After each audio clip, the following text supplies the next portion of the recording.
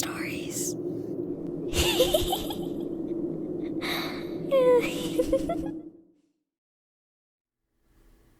The Voice. When I interviewed Don Rosario, he was 97 years old. I asked him the secret of his longevity.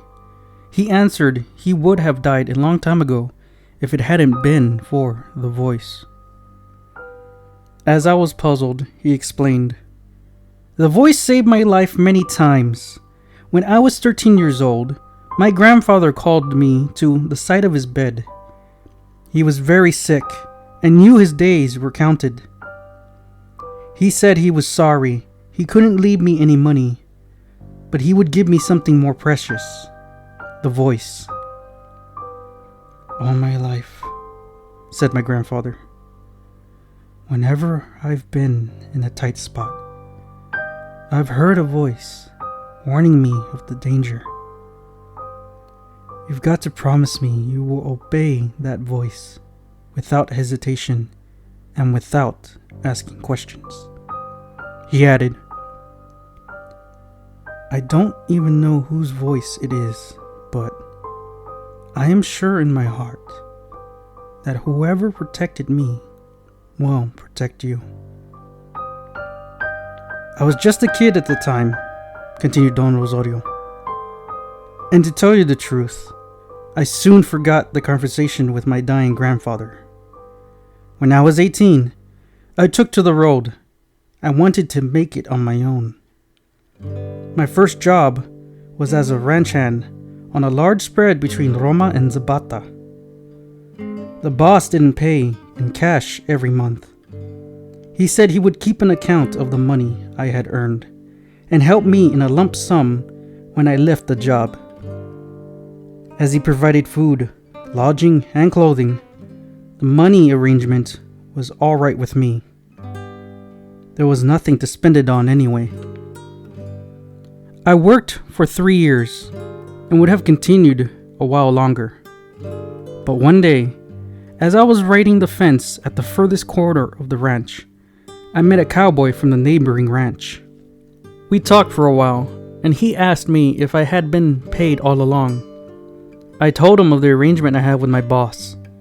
My friend shook his head and said, "You know, there's a rumor going around that the ranch hands don't ever get paid. They disappear mysteriously on payday."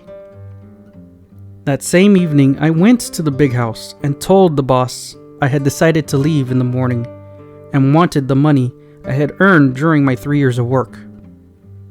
He didn't argue with me. He opened his books, figured out right in front of me, and paid me in Mexican gold coins. I was overwhelmed. It was not at all like the cowboy had told me. I walked out of the house, feeling rather rich and prosperous. My plans were to take it easy, gather my things during the evening, and leave early in the morning. Suddenly, I heard a very strong voice inside of me.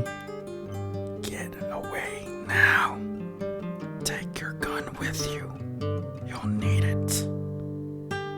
I saw myself as a child at the side of my grandfather's bed. I remembered his warning to obey without hesitation. I went immediately to my bunk, packed my belongings, and rode off as fast as I could. I went as far as I could, and when it got too dark to continue, I camped for the night.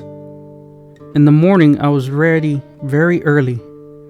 As I was getting on my horse, I heard the sound of hoofs. I hid behind a rock and saw 2 riders following my tracks with the help of hunting dogs. As they got closer, I recognized them. It was my boss and his brother.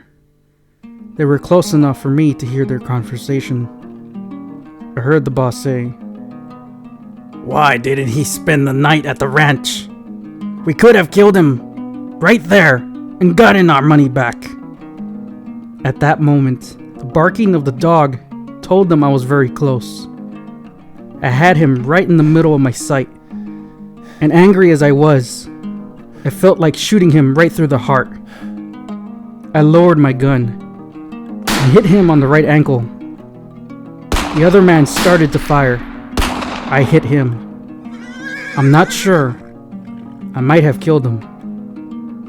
As you see, sir, concluded Don Rosario, I would have been under 6 feet of dirt a long time ago if it hadn't been for the voice.